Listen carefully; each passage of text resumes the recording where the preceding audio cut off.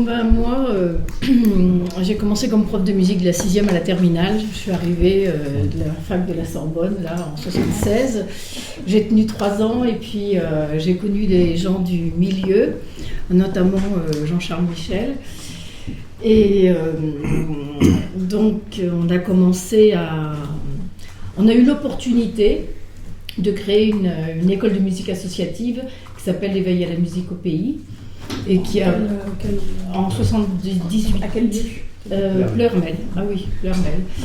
Et moi j'y connaissais rien puisque je connaissais que la musique dite classique et donc ils m'ont immergée complètement dans ce domaine et puis comme j'avais toujours chanté, ça m'a beaucoup plu et de ce fait-là j'ai commencé à collecter à droite à gauche.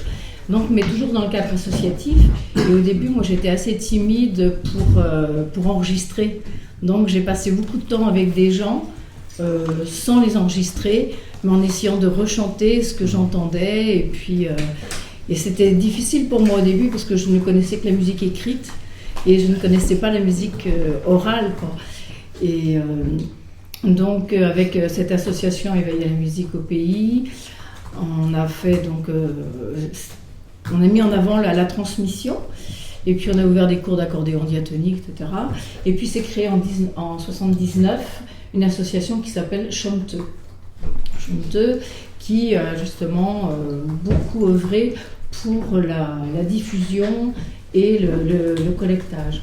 Mais chacun y allant un petit peu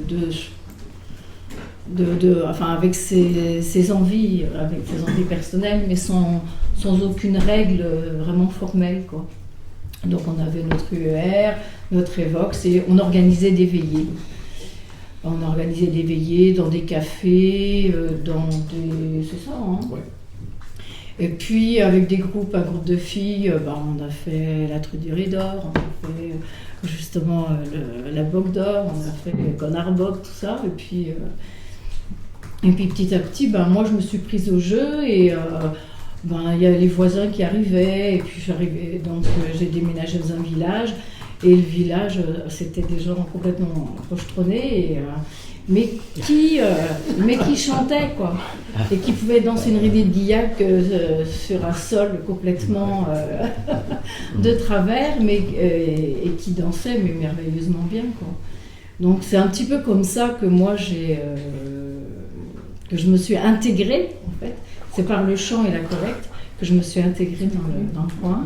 Puis comme j'intervenais dans les écoles, je faisais beaucoup les fouets de Saint-Jean, et puis on faisait des soirées aussi avec les élèves.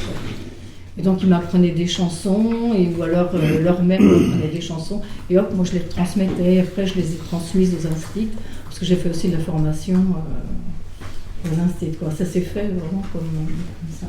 Et puis Chanteux, alors il y a eu donc les différentes commissions au niveau patrimoine, et il y a eu surtout ce qu'on a fait les assemblées, donc c'était un peu justement un peu à l'image de la Vogue, des rassemblements de gens, quoi, et qui venaient chanter à Pleurmel. Donc la première a eu lieu en 79 et la dernière en 90 ou 81. En fait, à ce moment-là, tout le monde, on a eu tous des enfants.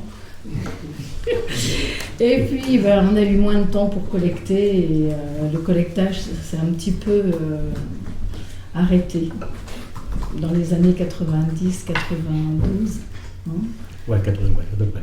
L'association a duré jusqu'en 2003 parce qu'on l'a laissé dormir, mais voilà. Ouais. On a arrêté en 2003, tout. Clôturer les comptes. Donc il y a eu un certain nombre de cassettes qui ont été éditées par Chanteux.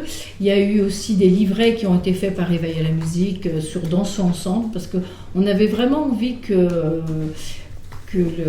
les danses du pays soient connues et soient apprises, soient enseignées, soient diffusées.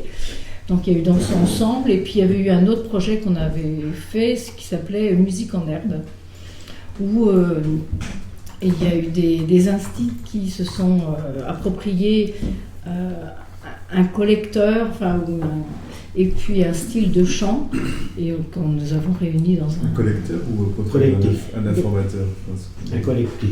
Allez-y. Ouais, vas-y.